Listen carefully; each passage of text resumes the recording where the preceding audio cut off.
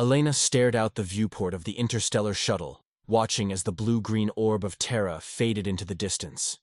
At 22 years old, she was the first human accepted into the Galactic Academy of Sciences on Proxima Centauri III.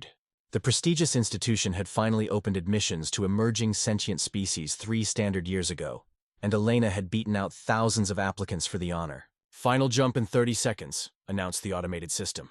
"Please secure all belongings." Elena checked her harness and closed her eyes as the familiar disorientation of faster-than-light travel washed over her. When she opened them again, a ringed planet dominated the view, its surface a swirl of purple and gold beneath wisps of silver clouds. "Welcome to Proxima Centauri III, said the pilot, a tall, 4-armed being named Toll. "Home to the most advanced scientific minds in the quadrant." Elena gathered her bags and made her way to the exit ramp. The gravity felt slightly heavier than Earth's, and the air carried a faint metallic tang, but otherwise it was remarkably hospitable to human physiology. A delegation awaited her at the spaceport, 3 professors from the academy, each from a different species. The tallest, a mantis-like creature with gleaming compound eyes, stepped forward. "Welcome, Elena Mason of Earth. I am Professor Krill, Dean of Interspecies Relations. We are honored to have the first human join our institution." Elena bowed slightly, as her cultural briefing had instructed. "The honor is mine, Professor. Thank you for this opportunity." "Your quarters are prepared," said another professor, a jellyfish-like being floating in a containment field. "Classes begin tomorrow at first light. You'll find your schedule has been uploaded to your datapad." As they escorted her to her dormitory, Elena couldn't help but notice the stares from other aliens.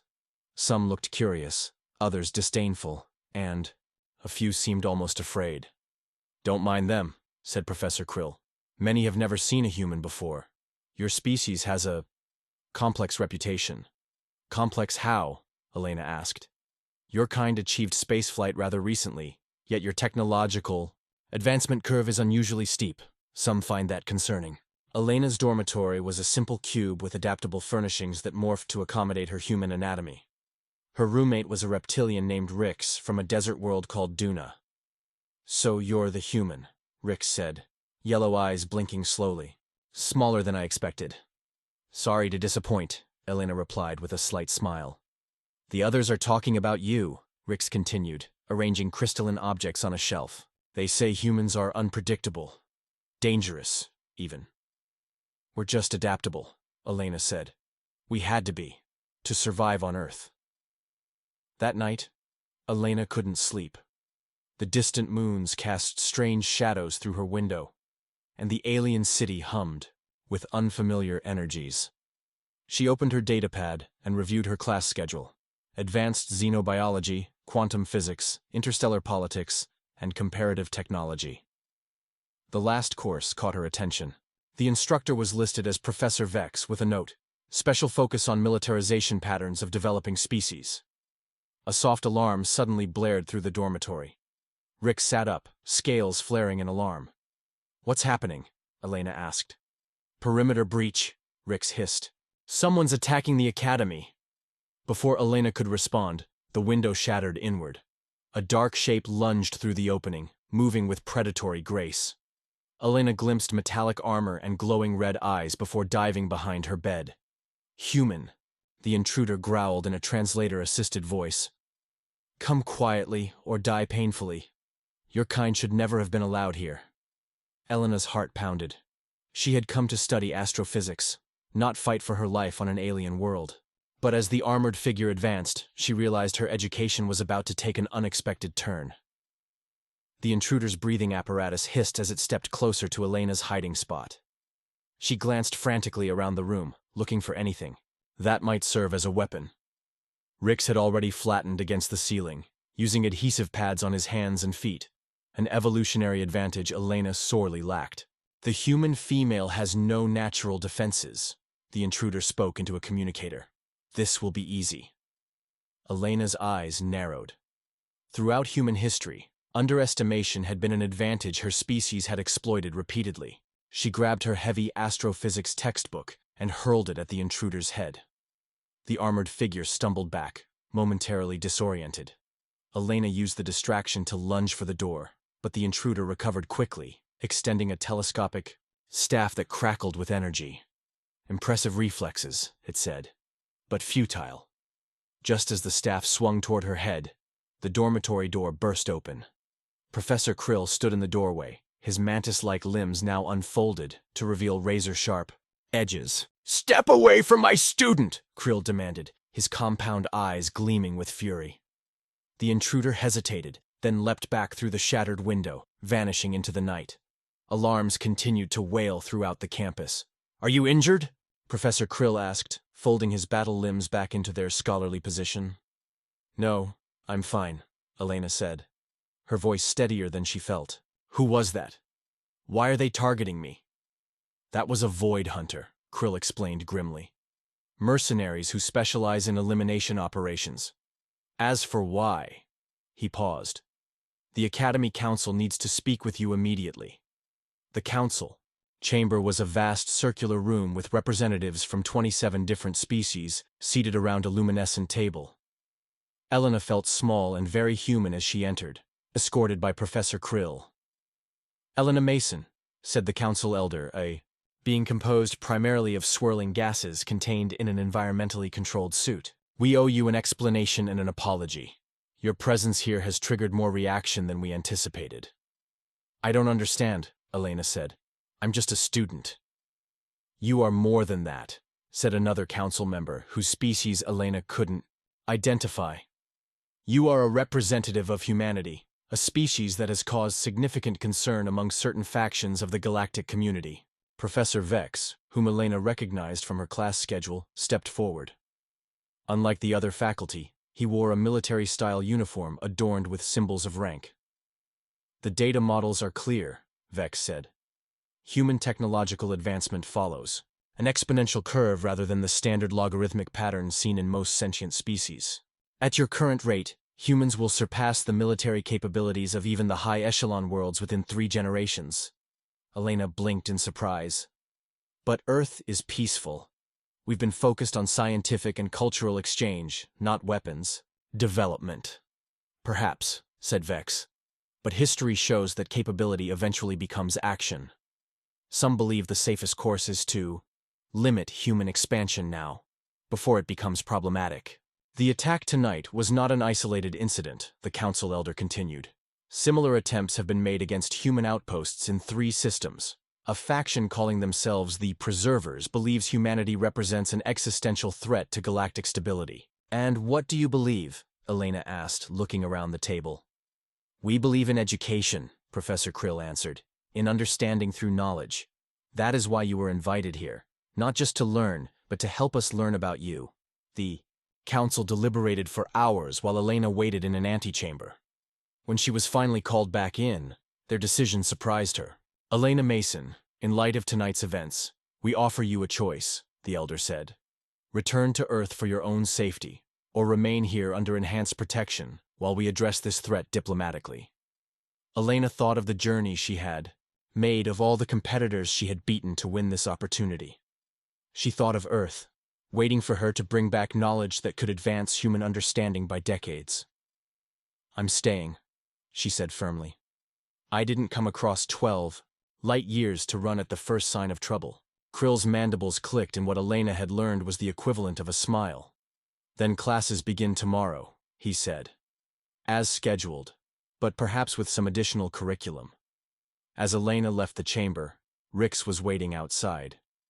"You're either very brave or very foolish," the reptilian said. "Probably both. It seems to be a human trait." "I came here to study," Elena replied, "and that's exactly what I'm going to do." What she didn't say was that she would now be studying more than just the stars. She would study her enemies, their weaknesses, and how to survive in a galaxy that feared what humanity might become. The cafeteria buzzed with alien voices the next morning, but fell conspicuously silent when Elena entered. She felt the weight of hundreds of compound eyes, optical sensors, and various sensory appendages tracking her movement across the room.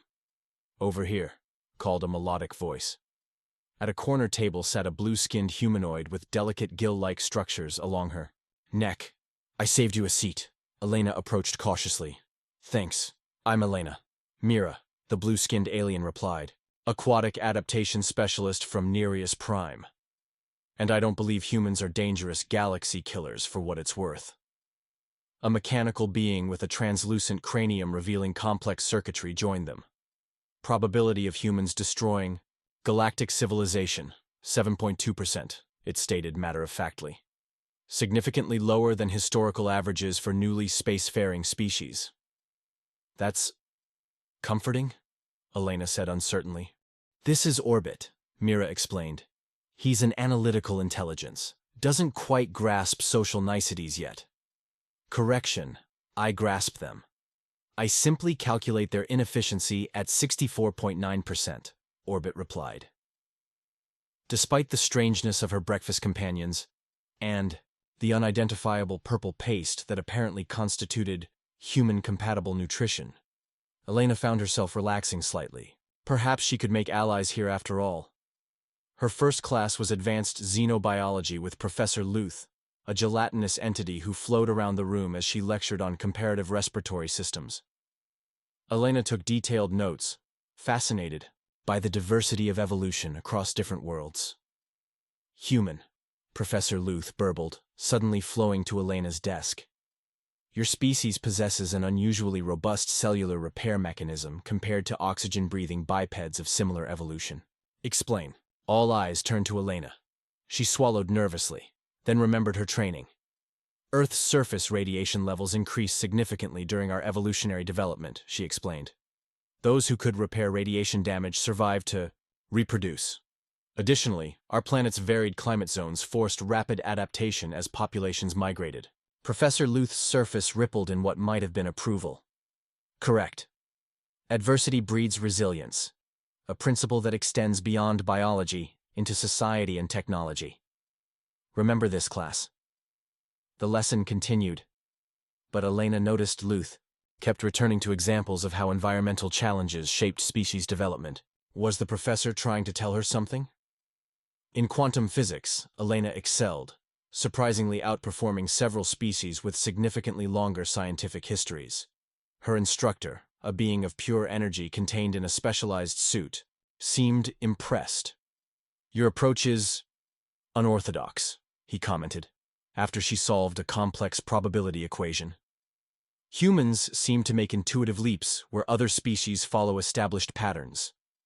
The day's final class was comparative technology, with Professor Vex, whom Elena now knew was also a military analyst. The classroom resembled a war room more than a lecture hall, with holographic displays of various weapons systems from across the galaxy. Technology reveals priorities, Vex began, his four eyes blinking in alternating pairs. Show me a species, tools, and I will tell you their fears. He activated a hologram showing the technological progression of various civilizations. Most follow predictable patterns. Medical technology precedes weapons refinement, communication systems before planetary defense networks. The display shifted to show Earth's development timeline. Humans, however, developed nuclear weapons before defeating bacterial infections. They reached their moon before eliminating hunger. Their pattern suggests adaptation to immediate threats rather than systematic problem-solving, Elena finished, feeling defensive. Vex's eyes focused on her. Precisely. Humanity prioritizes survival over optimization, a fascinating evolutionary strategy. After class, Vex asked Elena to stay behind. Once they were alone, his demeanor changed.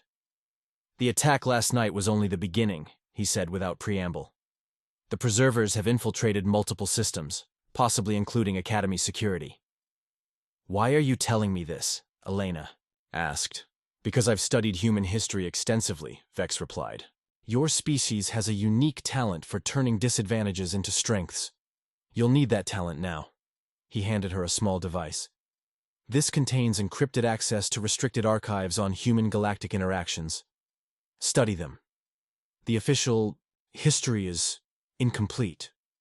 Elena stared at the device. I came here to learn astrophysics, not to fight a shadow war. Sometimes, Vex said grimly, the universe doesn't care what you came to do. As Elena left the classroom, she noticed Orbit, waiting in the corridor. Probability of additional attacks within standard week, 89.3%, the mechanical being stated. Recommendation: form alliance with classmates Mira, Rix, and myself. Survival chances increase by 42.7%. Elena looked at the strange alien robot, then at the device Vex had given her. She had come to study the stars, but now found herself caught in a conflict with roots deeper than she understood.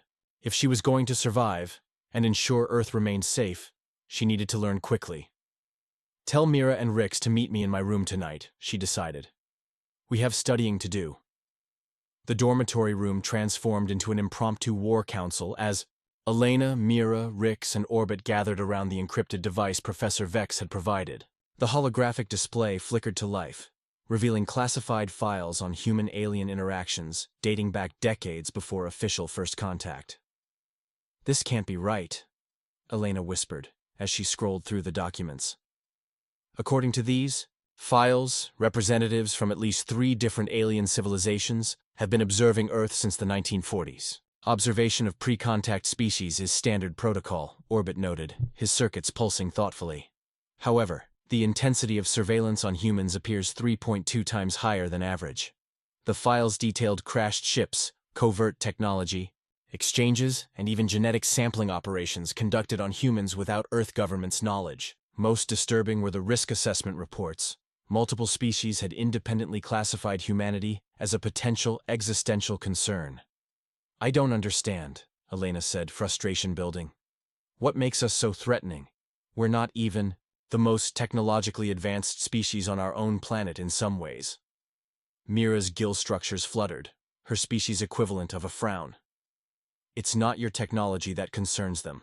It's how quickly you develop it and how you apply it. Explain, Elena prompted. Rix's forked tongue flicked out nervously. Most species face an evolutionary bottleneck. They perfect survival on their homeworld, which creates specialization but reduces adaptability. My people spent 50,000 years optimizing for desert survival before developing spaceflight. Humans never specialized, Mira continued. You're generalists, jacks of all trades. When you encounter a new problem, you create new solutions instead of applying optimized existing ones. Orbit's mechanical voice added the final piece. Statistical models show that specialized species typically require 2,000 to 5,000 years from industrial revolution to interstellar capability. Human projection, 300, 500 years. Acceleration factor, alarming. Elena sat back, processing this information. So we're being targeted because we learn too quickly? You're being targeted because you adapt too quickly, Rix corrected. The preservers believe allowing humans unrestricted access to galactic knowledge is like giving a child a plasma cannon. The encrypted files contained another revelation. A minority faction called the Cultivators had argued for human inclusion rather than isolation. They believed humanity's adaptability could help solve problems that had stymied more specialized species for millennia. The Academy invitation wasn't just an educational opportunity, Elena realized. It was a political statement by the Cultivators. Correct, Orbit confirmed. Probability that you were selected specifically, 94.7%.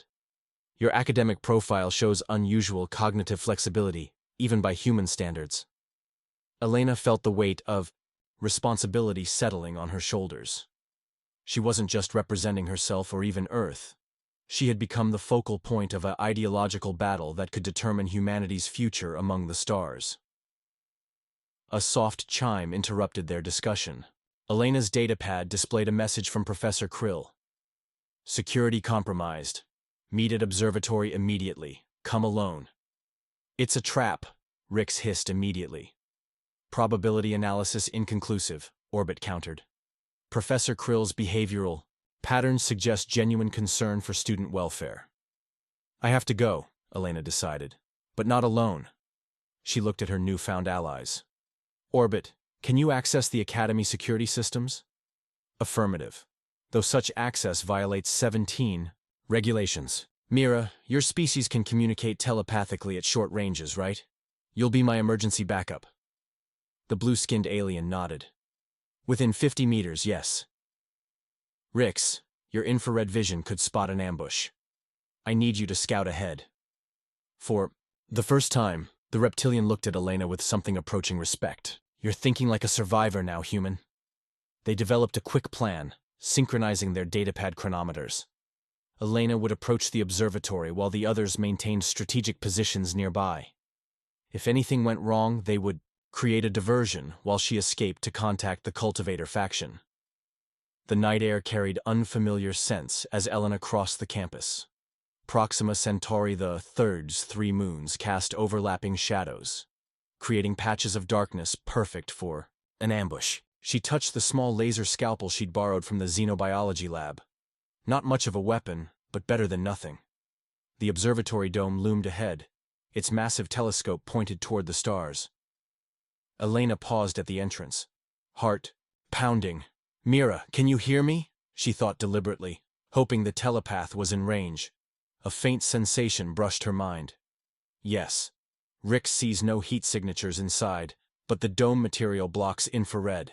Be careful. Elena took a deep breath and pushed open the door. The observatory was dark except for the faint glow of control panels. A figure stood silhouetted against the starscape, visible through the open dome. Professor Krill? Elena called. Cautiously, the figure turned. But it wasn't the mantis-like professor. Instead, a tall, alabaster-skinned being with 4 arms regarded her coolly. Elena Mason, it said in a voice like crystal chimes. I am Sentinel Tav of the Cultivators. Professor Krill has been detained for questioning by Preserver sympathizers within Academy security. You are no longer safe here. Why should I trust you? Elena demanded, gripping the hidden scalpel. Because I am offering you something the Preservers never would. The being extended one hand, revealing a small crystal. Knowledge, the true history of human-galactic relations, and a choice about what happens next. The crystal in Sentinel Tav's palm pulsed with internal light, casting prismatic patterns across the observatory floor. Elena hesitated, her fingers still wrapped around the concealed laser scalpel. My friends know where I am, she warned. If this is another trap, your caution is prudent, Tav interrupted, 4 eyes blinking in sequence. But unnecessary. Your companions, the aquatic telepath, the desert reptilian, and the probability engine, are already being brought here. The observatory's quantum shielding makes it one of the few locations on campus secure from surveillance. As if on cue, a side door opened. Mira, Rix, and Orbit were escorted in by 3 other aliens of different species, all wearing insignias similar to Tav's. They intercepted us without triggering any alarms, Mira's telepathic voice whispered in Elena's mind. Either they're incredibly skilled or they have legitimate access to Academy security protocols, Elena finished aloud. She relaxed her grip on the scalpel but didn't release it entirely. All right, Sentinel Tav, you have my attention. Tav placed the crystal in a receptacle on the observatory's central console. A holographic display erupted, filling the dome with star maps, timelines, and data streams so complex they made Elena's eyes water. What you see before you is the divergence model, Tav explained. For millions of years, intelligent species throughout the galaxy evolved along remarkably similar paths. Technological innovation occurred at predictable rates. Cultural development followed established patterns. This created a certain stability. One section of the hologram zoomed in, highlighting a small blue-green planet orbiting an unremarkable yellow star. Then came humanity, Tav continued. Initially, your development appeared typical. But approximately 10,000 of your years ago, something changed. Your neural architecture began evolving at an accelerated rate. Your cultural transmission mechanisms became unusually efficient. Your technological adaptation curve steepened dramatically. Orbit's processors hummed as he analyzed the data. This model shows human adaptation rates exceeding galactic norms by a factor of 8.7. Previous calculations underestimated by 54.3%. Precisely, Tav said, all 4 hands gesturing in a complex pattern. The Preservers believe this makes humanity an existential threat. They foresee a future where humans dominate the galaxy within 2,000 years. A mere eye blink in cosmic's terms. And the cultivators? Elena asked. What do you believe? We believe diversity creates resilience. The galaxy has experienced dangerous homogeneity for too long. We've seen civilizations rise and fall, each following the same patterns, making the same mistakes. Tav's eyes focused intensely on Elena. Humanity represents something we haven't seen in millions of years. Genuine evolutionary divergence. Rix's scales fluttered skeptically. So you want humans as what? Pets? Lab specimens? Weapons? As partners, Tav corrected. The Preservers seek to protect the galaxy from change. We seek to protect it through change. The Sentinel gestured to the crystal. This contains knowledge normally restricted to species with at least Class 3 interstellar development, far beyond Earth's current classification. Elena studied the holographic display, her scientist's mind racing to comprehend the implications. This isn't just about me, is it? There's something bigger happening. Indeed. Tav darkened certain sections of the hologram, revealing ominous patterns at the galaxy's edge. Long-range sensors have detected something approaching. A threat, unlike any we've faced before. The traditional approaches favored by most species have proven ineffective in our simulations. But human unpredictability shows promise, Mira realized, her gills pulsing with excitement. More than promise, Tav confirmed. In 82% of simulations, including human cognitive patterns, survival rates increased dramatically. Orbit's circuits flashed rapidly. Query: is this external threat the reason for accelerated interest in human development patterns? Yes, Tav admitted. Both preservers and cultivators recognize humanity's potential significance. We differ on whether that potential should be nurtured or neutralized. Elena felt dizzy with the implications. So, I'm what? A test case? A representative sample? You are a nexus point, Tav said softly. A small but critical decision that may cascade into larger consequences. The Academy has students from thousands of worlds, but only one from Earth. How you perform here, how you adapt, or fail to adapt, will influence policy decisions regarding humanity's place in galactic society. The weight of an entire species, future pressed down on Elena's shoulders. She had come to study astrophysics, not to become an unwitting ambassador in an interstellar ideological war. What happens now? She asked, her voice steadier than she felt. The Preservers have infiltrated Academy security. They will make another attempt to remove you, Tav explained. The cultivators can offer protection, but only if you formally accept our patronage. And if I refuse? Then we respect your choice. We will provide an escort back to Earth, though we cannot guarantee your safety once there. The Preservers have agents on your homeworld as well. Elena looked at her new friends. Mira's expression was supportive but concerned. Rix remained guarded, but his posture suggested growing respect. Orbit's mechanical face couldn't show emotion, but his processing lights pulsed in patterns Elena had begun to recognize as thoughtfulness. I need to discuss this with my friends, she said finally. Tav nodded. You have until dawn. Choose wisely, Elena Mason of Earth. More depends on it than, you know. As the cultivators withdrew to give them privacy, Elena turned to her companions. I need your honest opinions, all of you. The data suggests accepting cultivator protection optimizes survival probability, Orbit stated immediately. It's not just about survival, Mira countered. It's about autonomy. Accepting patronage means accepting influence. Rix's tongue flicked out, tasting the air. On my world, we have a saying. Better a living servant than a dead rebel. But humans seem to prefer the opposite. Elena stared up through the observatory dome at the alien stars, thinking of Earth so far away. She had come to study abroad, to learn about the universe. Instead, she had been thrust into a battle that had been brewing since before her birth.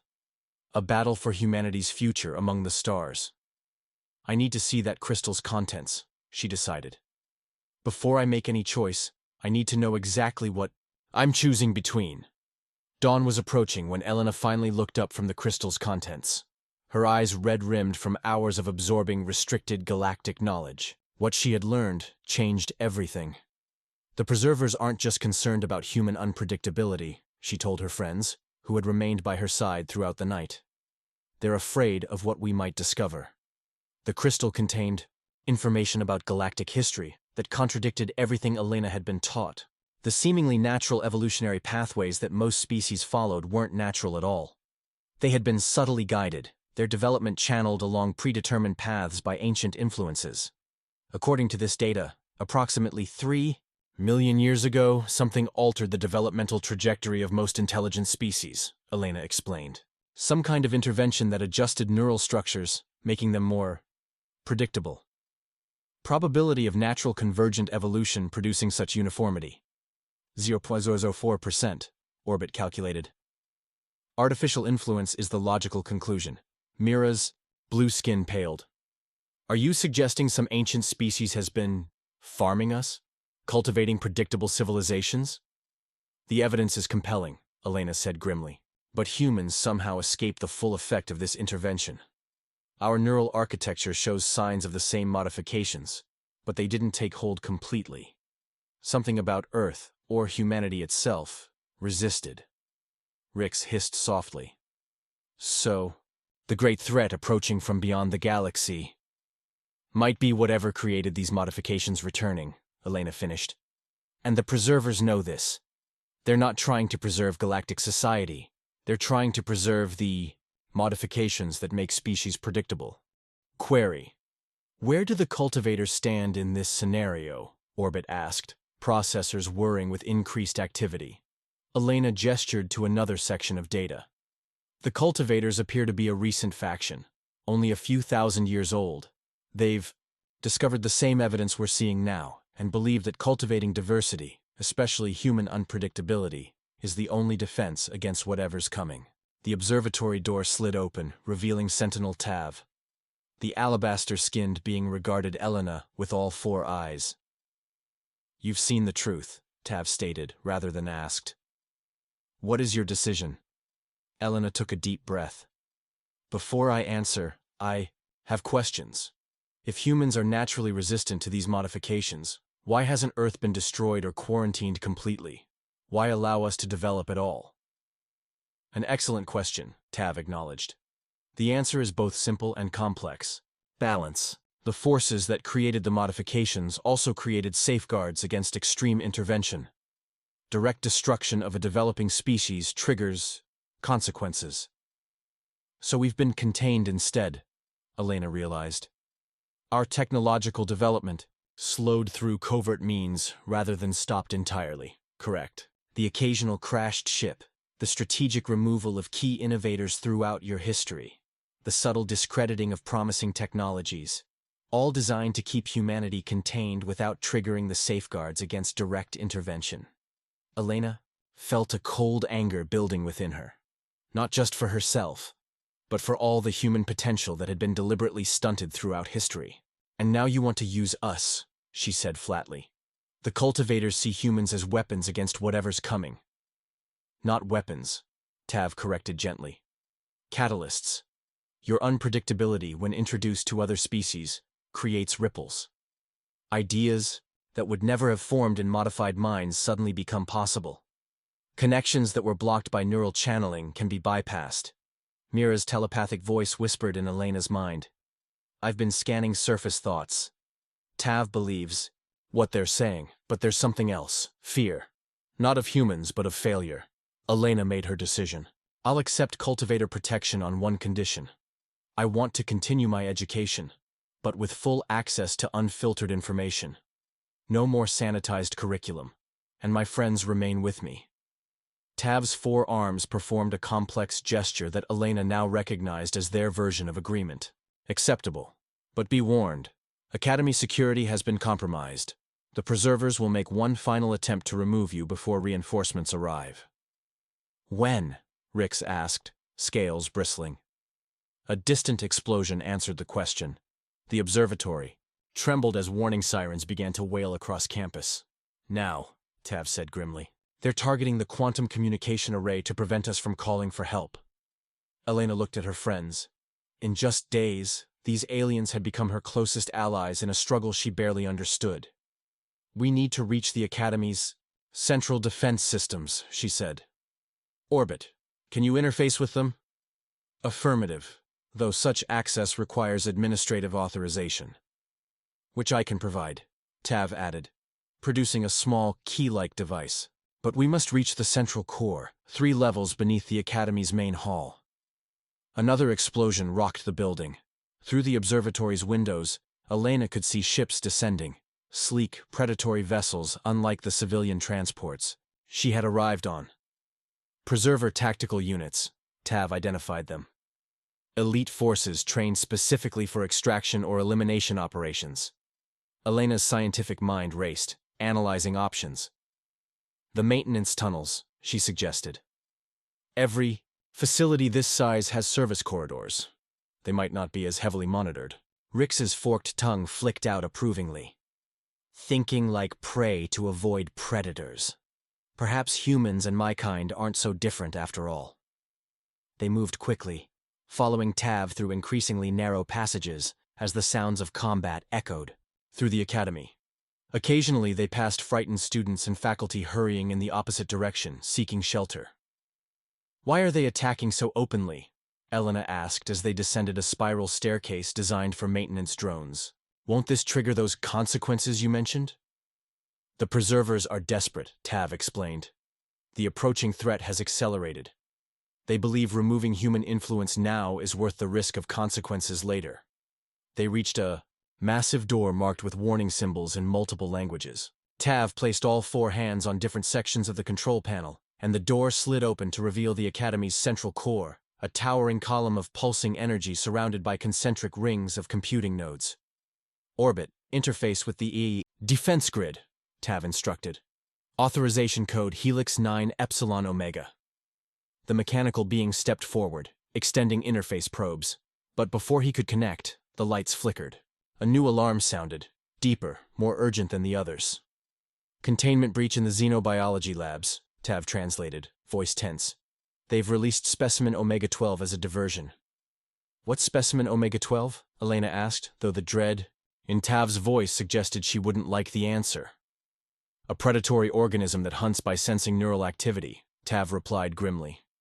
Specifically calibrated to target human brain patterns. Elena felt her blood run cold. She had come to study abroad to learn about the stars. Instead, she found herself in a battle for the future of her species, with an alien predator specifically designed to hunt her. And somewhere above, preserver forces were closing in. The central core hummed with energy as orbit finally established connection with the Academy's defense systems.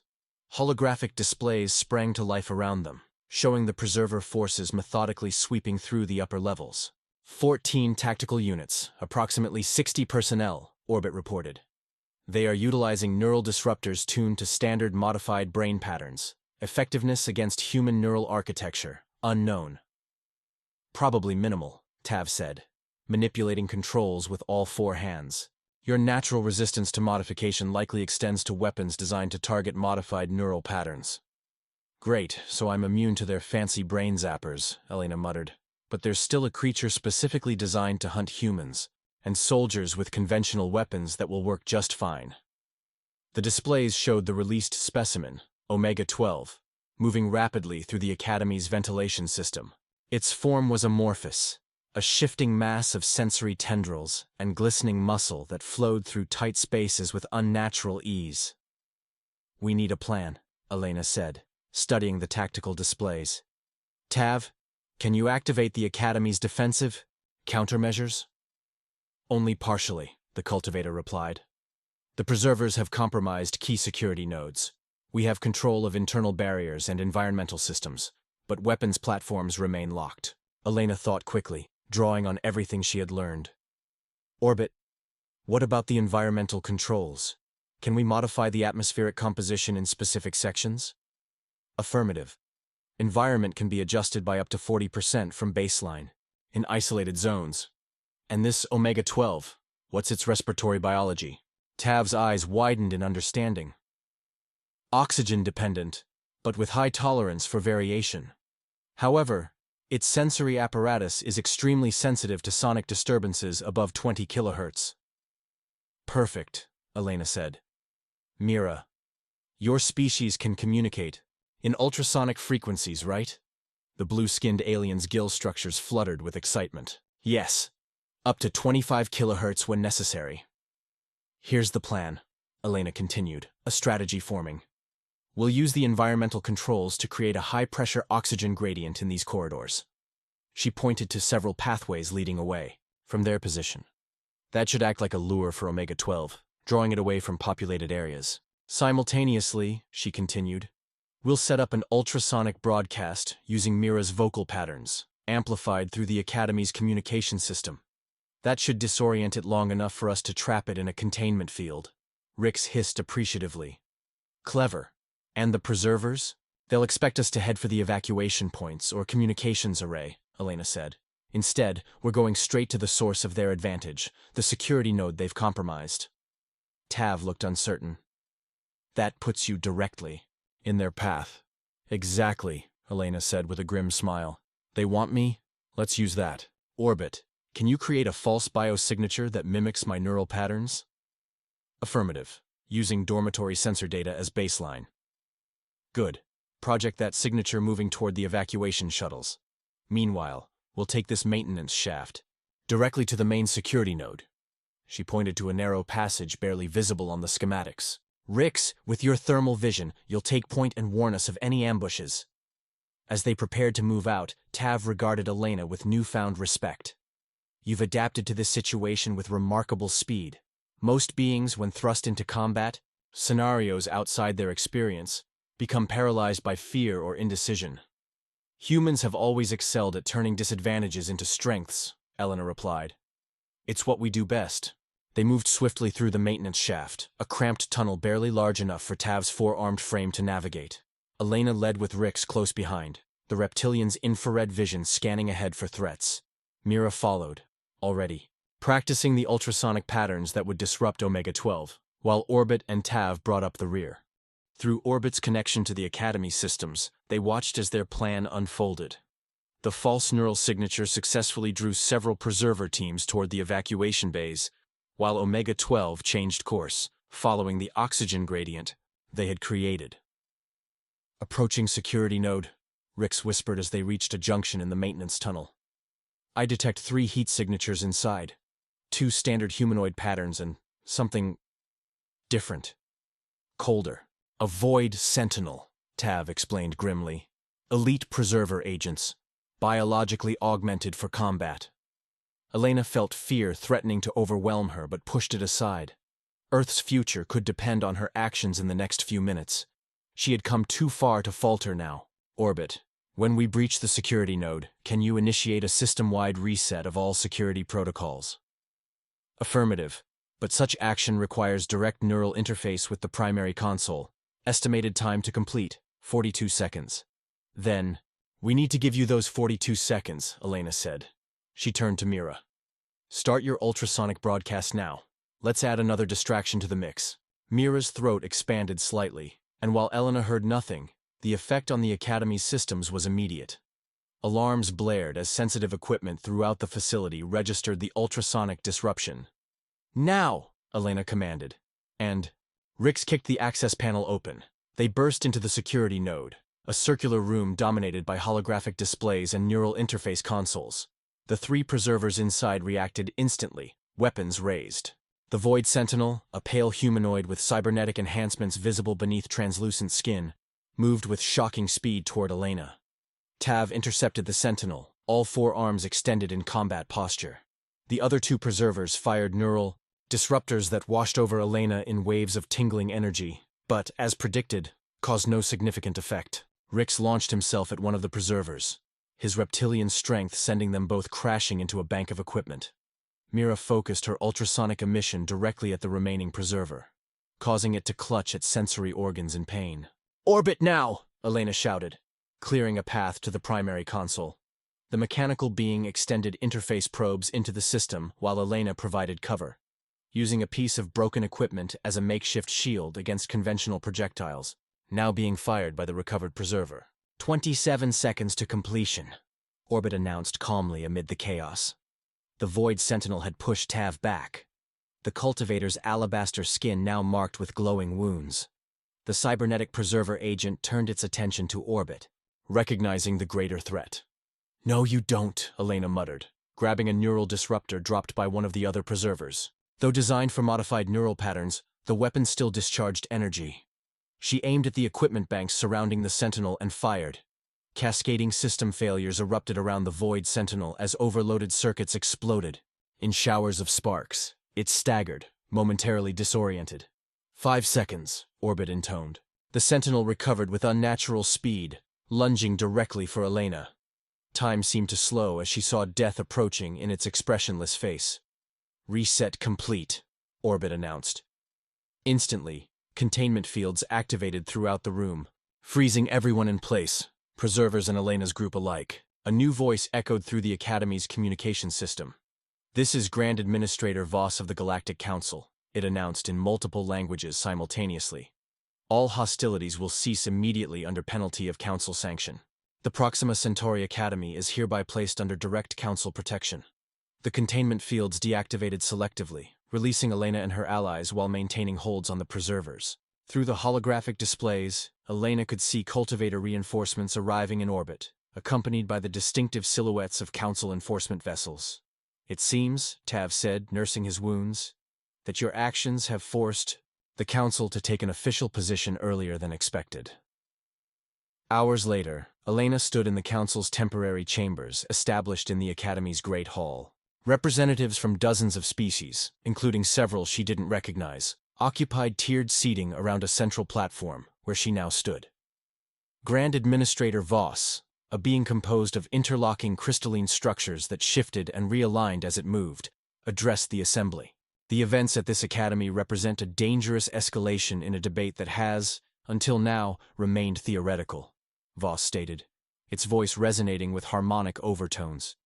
"The question of humanity's place in galactic society can no longer be decided through proxy conflicts and covert actions."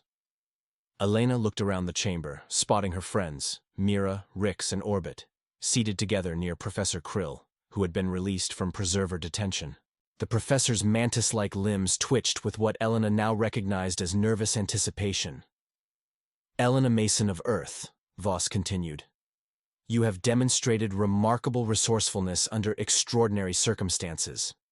Your actions, and those of your diverse companions, provide a compelling argument for the cultivator position." Murmurs rippled through the assembly. Elena noticed several delegates showing signs of discomfort or disagreement. "However," Voss added, raising crystalline appendages for silence, "concerns regarding human unpredictability cannot be dismissed without consideration. Therefore, the Council proposes a compromise." The Grand Administrator's form reconfigured slightly, projecting a holographic representation of Earth and its solar system. Humanity will be granted Provisional Class II status, with all the knowledge access and development opportunities this entails, under the condition that specially selected humans will continue their education at galactic institutions, fostering mutual understanding and cultural exchange. Elena realized what this meant.